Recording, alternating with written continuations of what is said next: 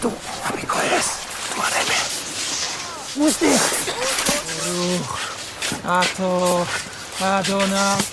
László Nemes's 2015 film Son of Saul is unique in many ways, not the least of which is the fact that the only thing we know for certain by the end is that the dead boy of the title, his son, is almost certainly not Saul's progeny. This is an unusually ambitious film that seeks to evoke perhaps the most horrific and unthinkable elements of the Holocaust, the gas chambers and crematoria, by showing us what life was like for those who did the dirtiest work in the camp, the Sonderkommando. Saul, a member of the Sonderkommando, becomes fascinated by a young child after he learns that the boy somehow survived direct exposure to Zyklon B gas, only to then be killed by a Nazi physician, which Saul witnesses. Similar stories about a younger survivor are mentioned in Primo Levi's The Drowned and the Saved, and Miklos Nisli's book, Auschwitz, a Doctor's Eyewitness Account. In fact, this precursor is also mentioned in the Nemes film, though this might also be referencing Tim Blake Nelson's 2001 film, The Grey Zone. Ich habe so etwas nur einmal gesehen. Dieses Mädchen. Saul's claim that the child is his son is almost certainly a lie designed to explain his personal interest in the boy. Simply put, something snaps in Saul, and he decides to attempt to subvert the natural order of the camp, treating the death of the child as a person from our world might, as a tragedy rather than an everyday occurrence, and then trying to bury the boy according to Jewish tradition, rather than incinerating the body. He wishes the child's individuality to be recognized. It has famously been said that the Holocaust lies at the limits of representation, and thus of human understanding. In making Son of Saul, Hungarian director László Nemes was wise to realize the impossibility of traditional filmmaking to represent exactly what was going on from moment to moment in a concentration camp. Basic storytelling couldn't take him or his viewers where he wanted to go. Nemes sought to look deeper into the beating heart of an industrial mass murder factory. The main way in which Son of Saul distinguishes itself from most films, and certainly most Holocaust films, is in its use of shallow focus for nearly the entire movie. This cinematic technique has to do with depth of field. One part of the shot is in focus, while everything else is out of focus. It is hard on the eyes, and we become more than intimately familiar with the back of Saul Ausländer's, Geza Rorig's, head, and the large X for the guards to aim at, painted onto the back of his jacket. But Nemes effectively uses this technique to create something that is memorable and unique and quite apropos, considering the subject matter. There is a bit of shorthand here that the viewer needs to understand. Whoever or whatever is in the frame and in focus is what matters at that moment in the film. For example, the character of Hirsch, Amitai Kadar, remains in the background out of focus until he imparts vital information about an unusual Greek rabbi known as Renegade.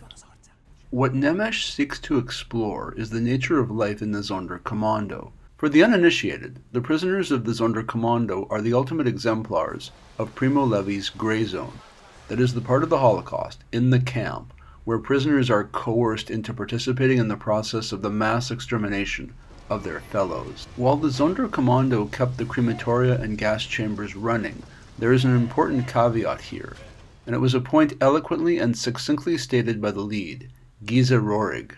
While promoting Son of Saul, Geza was asked if it would be accurate to classify the Sonderkommando prisoners as being half victim, half hangman. The actor got angry and answered that the Sonderkommando were as much victims as any other prisoner group in Auschwitz. They did not spill blood, and like all prisoners, had no control of their destinies. In point of fact, the Sonderkommando did things like scrubbing the walls and floors of the gas chambers, sorting the clothing and possessions of the dead, and moving bodies to the ovens for incineration. They also removed gold dental work and kept the furnaces running night and day, but they were prisoner functionaries under duress, not collaborators. It was only in the 1980s, after Primo Levi singled out such men as also being victims, that it became clear they had been done a disservice by history. The shallow focus utilized by Nemes serves a number of other functions in Son of Saul. More than anything else, it focuses sharply on one thing and distorts the area just outside of it. It creates a feeling of foreboding in the viewer, who can sort of see what's occurring but not exactly what's coming from outside the frame, which could be anything. Take this scene for instance. Saul is about to board a vehicle, but we cannot see that there even is a vehicle waiting there until the last possible second. Shallow focus, combined with Nemes's use of a 4:3 aspect ratio, which is said to mimic how the human eye sees, creates a film that feels much more immersive and intimate and compressed. Urgency, claustrophobia, confusion, danger, and terror are increased. The viewer can never rest easy, just as the protagonist can never really be sure that he is safe. At any moment, his world might change yet again. Shallow focus is used to draw the viewer's eye to key details, something vital, and away from things that are extraneous to the development of the plot. For example, the many corpses surrounding Saul do not seem to draw his interest particularly, and they remain mostly blurs, whereas he is clearly fascinated by the boy who somehow survived the gas before the Nazi physician suffocated him. Thus the boy and the physicians remain in sharp focus. At its most effective, shallow focus functions as a physical embodiment of the concentration camp.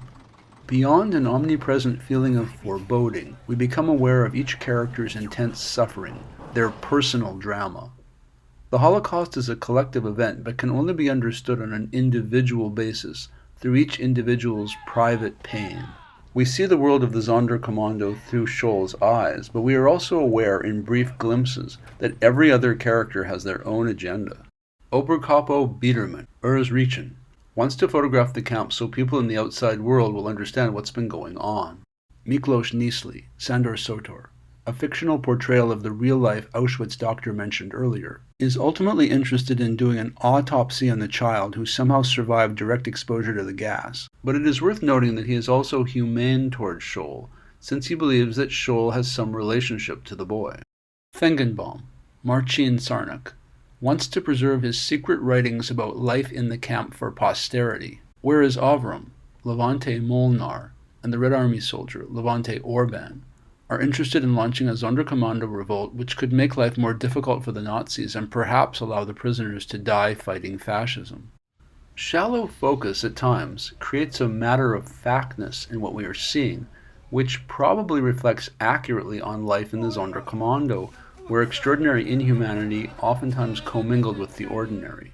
This occurs when Oberscharführer Voss, Uwe Lauer, instructs Oberkapo Mietek in how he should deal with an unscheduled trainload of Hungarian Jews. The matter-of-fact way in which he says, "Pull the ashes for 2 rounds and ventilate every 12 minutes," sounds like a recipe out of a cookbook rather than a soldier ordering the mass murder of defenseless civilians. The only reason we see this scene play out is that Saul is in the room with both men, cleaning up after the SS guards have eaten a meal. Because of how it is filmed, sound also becomes more important in Son of Saul than it might otherwise. We may not be able to see everything, but we surely hear a lot, and it sets a tone, so to speak. We become accustomed to all the different sounds: shoveling, roaring furnaces, water gushing forth and scrubbing, overlapping cacophonies of language, mechanical grinding noises in the crematoria, the horrific screaming and pounding emanating from the gas chambers, bodies being dragged along, and the Sonderkommando themselves, forever communicating in dull whispers. It turns out that the less we can see clearly and directly, the better for Nemes, who is trying to recreate Auschwitz within our mind's eye, more than on screen.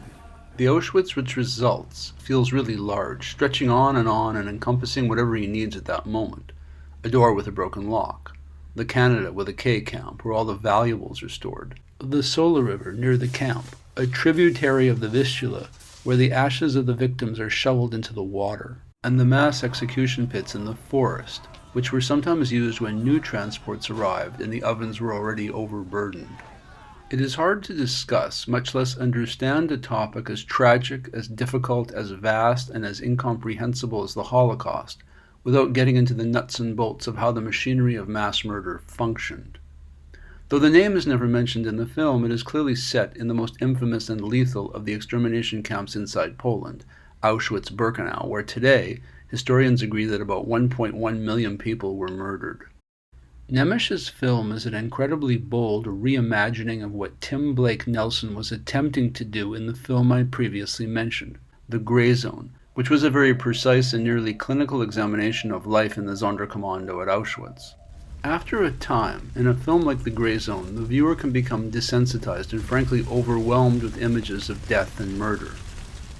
Also, The Gray Zone is filled with characters quite loudly discussing the relative merits of what is going on around them. You think we'll escape, even get past 2 kilometers from here? With guns? You tell them, if this is about escape, we're out. Whereas in Son of Saul, most of the characters communicate in low whispers and in short bursts of information, but rarely complete sentences. Everything in Nemes's film is clipped and abbreviated and succinct. Even the behavior of the characters is a kind of weary shorthand, like they've seen everything all too often before.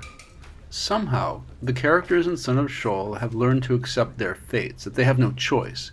They have to remain servile and compliant with the wishes of their overseers, useful above all, so as to justify their existences, at least for another day. Saul seems especially resigned. The reason is simple. He is a member of the Sonderkommando, that is, he knows the real inner workings of the camp in a way that no ordinary prisoner ever could. While the 2001 Gray Zone film is so dialogue-heavy that it sometimes feels more like a debating society than a drama set in a concentration camp, Nemes's approach, whispered bits of dialogue and a camera eternally in shallow focus, goes surprisingly far in representing the unrepresentable and showing humanity at its most inconceivably inhumane. And the opposite as well. At work in the Sonderkommando, we notice who Saul is. While leading others to their deaths, he is impassive, nearly gentlemanly. To him it is only natural. Knowing what is about to befall them, he has little choice but to spare the victims this terrible foreknowledge. He does not want them to feel anguish in their last moments. He could hit the prisoners. He is permitted to, but he never does. He is gentle with the new arrivals. The salient term in discussing Nemes's film may well be focus, because his camera concentrates our attention on the world from Saul's perspective.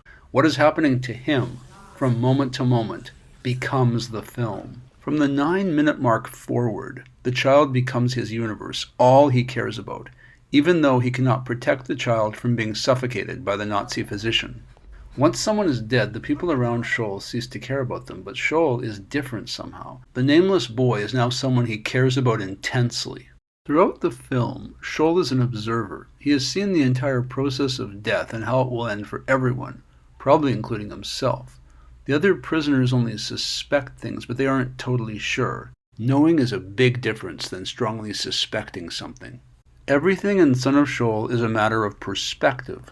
Everyone else, even Rabbi Frankel, Yajia Volchek, interprets Saul's need to bury the child according to tradition as fanciful, inexplicable, and frankly suicidal, and he refuses to help.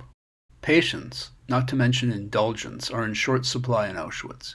Yet all the things Saul goes through in his last hours on earth, all the things that happen to him, and all the dangerous things he has to endure for the chance to properly bury and mourn the child, are they actually so crazy? Isn't the larger narrative of men building a vast network of concentration camps to torment, starve, beat, imprison, enslave, exploit, and then murder millions of strangers much closer to true insanity than anything Saul seeks to do in this film? In the upside-down world of the camp, where human life has no more value than a matchstick, is remembering the existence of the world before the camp and trying to restore basic dignity that unhinged? Prior to seeing the boy, and then claiming him as his own son, Saul had become used to the idea of seeing strangers murdered with gas. Isn't it better to rebel against this, if only in the privacy of his own thoughts? The shallowness of the focus in Son of Saul does not negate the complexity of the plot. If anything, it shows everything as being vaguely connected to everything else. Saul is a functionary caught in the vortex of genocide, but he understands that the camp is essentially an interlocking series of moving parts, so one thing is oftentimes connected to something that is not obvious at first. For example, Saul agrees to act as a lookout for cats. Esteban Pion, a man who Oberkapo Mietek assigns to photograph the ongoing horrors in the camp. At a certain point, Scholl's natural survival instinct kicks in, and he ends up saving the entire project. Documenting what is going on in Auschwitz is absolutely verboten. Scholl knows exactly when to hide the camera and act completely baffled and innocent. He seems to have perfected the art of negotiating with the hierarchy, knowing how to present himself as innocuous and servile to the deadly SS guards. In truth, Scholl took this job ostensibly to clean and fix a broken lock to try to track down a Greek rabbi, Renegade, Martin A, who works under Oberkapo Mietek. According to his friends in the Sonderkommando, Renegade has been marked by God with scars on each cheek. Scholl eventually tracks him down, traveling with Renegade and his unit to shovel ashes from the crematoria into a river. While in Auschwitz, Renegade has lost his faith in God and wants nothing to do with Scholl, even after Scholl discloses that he wants Renegade to help bury and recite the kaddish prayer for the dead child, something that should be second nature to a clergyman. Scholl is so desperate that he threatens to reveal to Oberkapo Mietek that Renegade is a rabbi. He recites the first 3 words, which commonly begin many different Jewish blessings. Baruch, Ato, Adonai. For the record, Adonai means Lord or God or Master in Hebrew, so Renegade, in addition to wanting to keep his rabbinical training to himself, probably doesn't appreciate God's name being spoken aloud either in or even near a place like Auschwitz. Scholl's aggressive attempt to recruit Renegade ultimately gets Renegade killed, since the guards interpret his trying to retrieve his shovel from the river, Scholl threw it there, as Renegade attempting to escape. It seems clear that Renegade knew what he was doing at that point, walking into the river. By the time Scholl encounters the former rabbi, it's not entirely clear that Renegade isn't some sort of a Musulman, an inmate who has given up on living. Once again, death is all around Scholl, but somehow the Nazi officer in charge, Oberscharführer Busch, Christian Harting, likes the cultured sound of Scholl's native Hungarian tongue and decides to spare Scholl. It is all capricious and arbitrary, like everything in the camp. How the Nazis handle this incident is revealing. Their main concern is for the shovel.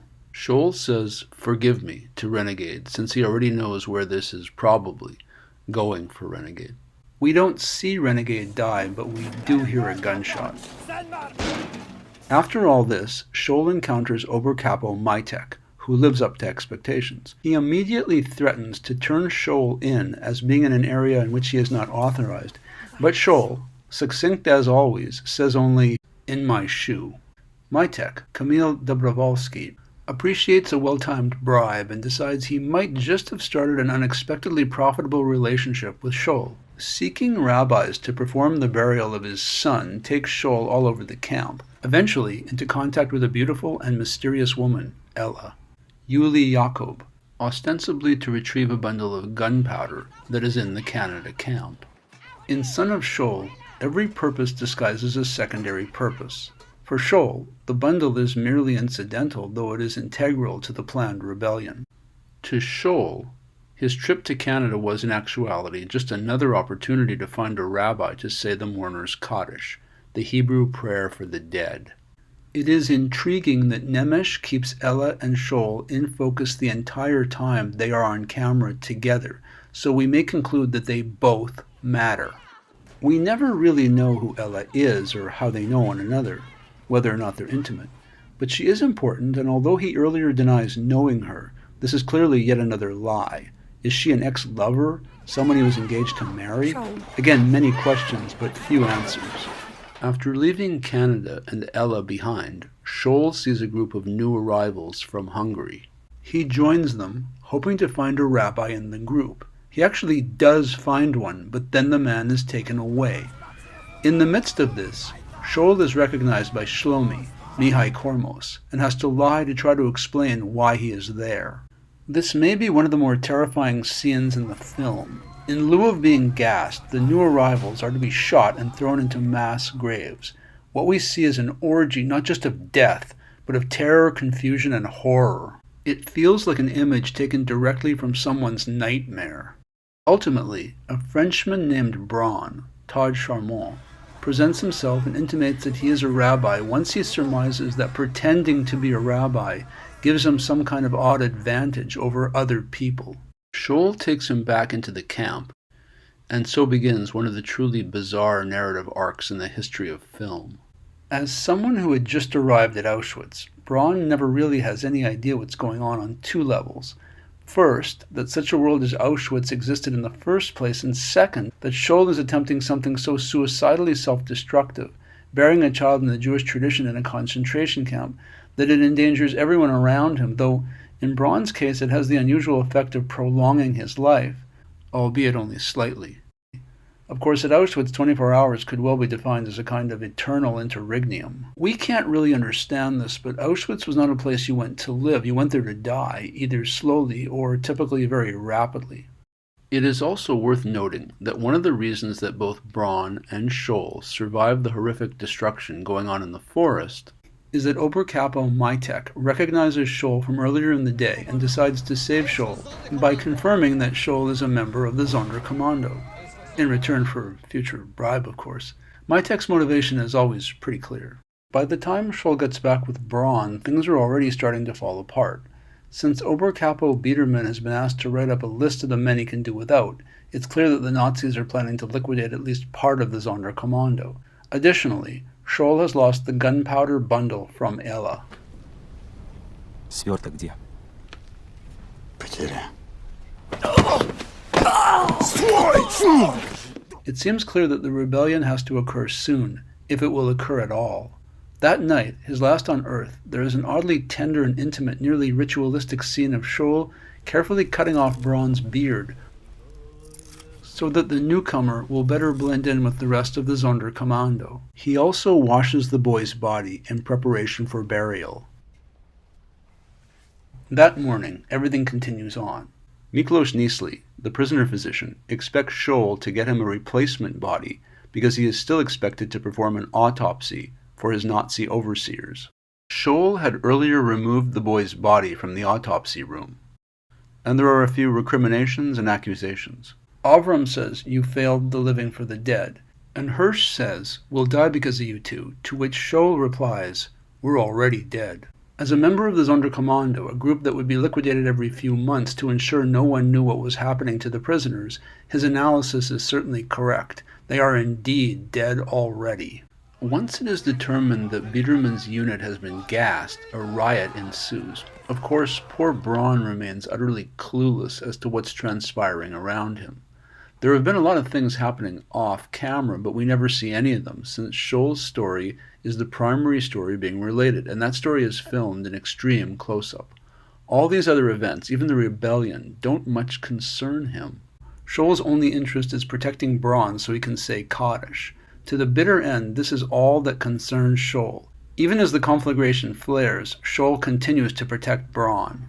Those in the rebellion, like Avram and the Russian soldier, are initially determined that Scholl should carry a rifle and fight against the Germans, but even they eventually leave Scholl to his own devices. We never really see too much of what is actually occurring in the rebellion, what happens to the guards, for example, who are probably torn apart by the prisoners. All we see is that Scholl and Braun are trying not to get killed as the battle continues on. Scholl knows his own life is probably nearing its end. Nevertheless, he redoubles his efforts to bury the body of the boy, though the Sonderkommando is now in the midst of a full-scale rebellion. He carries the body a long way. Soon it becomes clear that Braun does not know more than the first few words to the traditional mourner's kaddish. He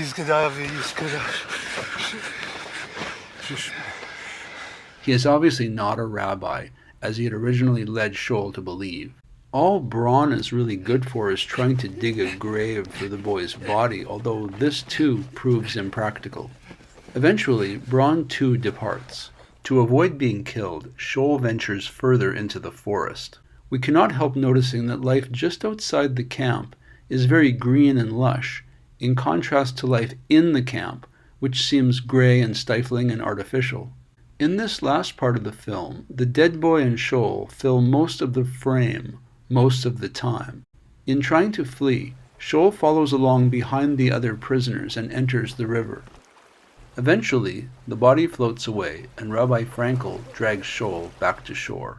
Everything that Scholl sought to do throughout the time we knew him is now lost.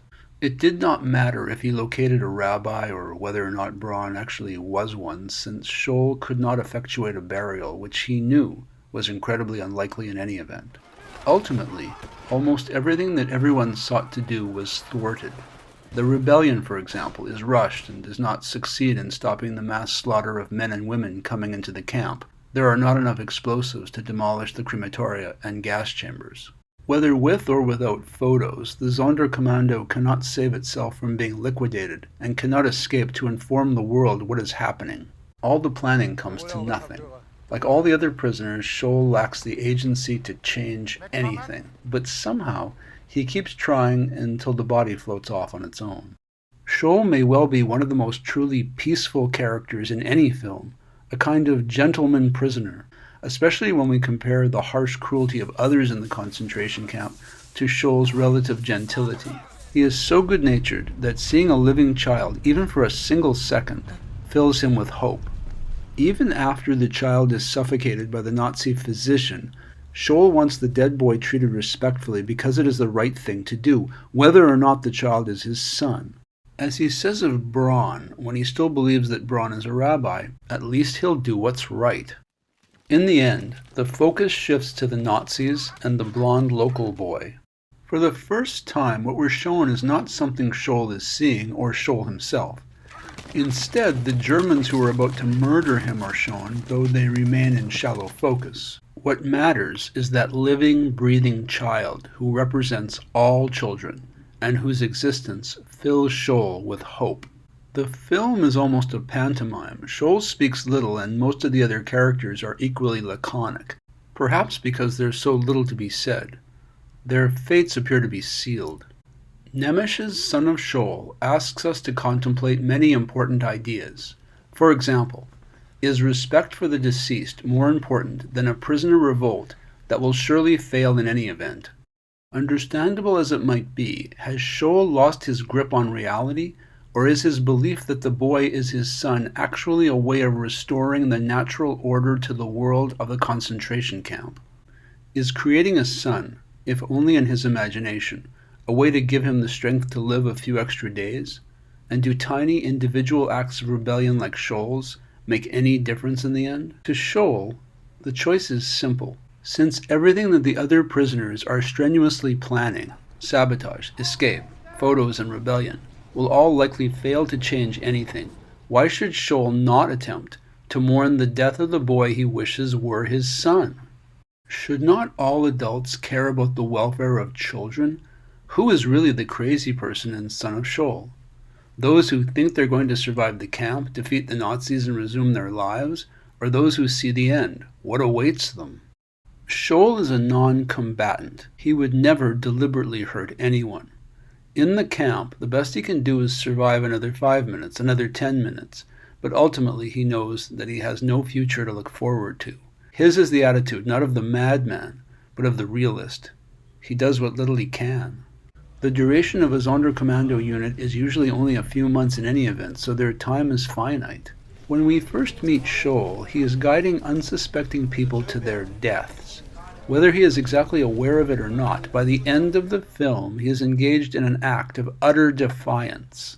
Respect and sorrow for the deceased, burying them according to tradition, and saying kaddish over their graves is against everything for which the Nazis stood. Attempting to do so would imply that there's only one human race, that people are simply people, and that everyone deserves respect and dignity. During the film, the different characters argue over the futility of their approaches. Biederman argues that Avram won't be able to blow up the whole apparatus of mass murder, while Avram ridicules Biederman's naivete in believing that pictures of Auschwitz delivered to the Allies will make any difference. For Avram and Biederman, everything is an absolute. It's all about whether something will succeed or not. Yet moral absolutism may not be the most constructive approach in an extermination camp. Ironically, Saul's simple wish, to mourn the death of a child he probably never had, shows that there can be faith in God anywhere, and that respect for human life can grow anew, even in the greatest death factory the world has ever known. What most imperils fascism is hope and truth, a belief that individual life has a purpose beyond servicing the needs of the state. Despite his death, Saul's story remains a hopeful one. The Allies will arrive within a few weeks. The camp will cease operation and become a warning to future generations, and the dead will once again be buried and mourned by their family and friends. Saul may not live quite long enough to see all this come to pass, a world in which children mourn their parents and not the opposite, but he dies assured, at least in his own fevered imagination, that it will come to pass soon enough. Thank you very much for watching. I would like to extend my deepest appreciation to Brad W., Rye J., and Richard G., who have generously contributed to this channel. I am indeed fortunate to have such loyal viewers. It is my great pleasure to make these videos for you. I hope you will consider contributing to support this small but growing channel. Just use the donation links found in the description below. Please consider helping the Obsessed with Cinema channel with a donation. Subscribes and likes are also appreciated. Every bit helps, and I really wish this channel to continue on. There are so many great films and so little time. As always, I hope you will return to watch other videos.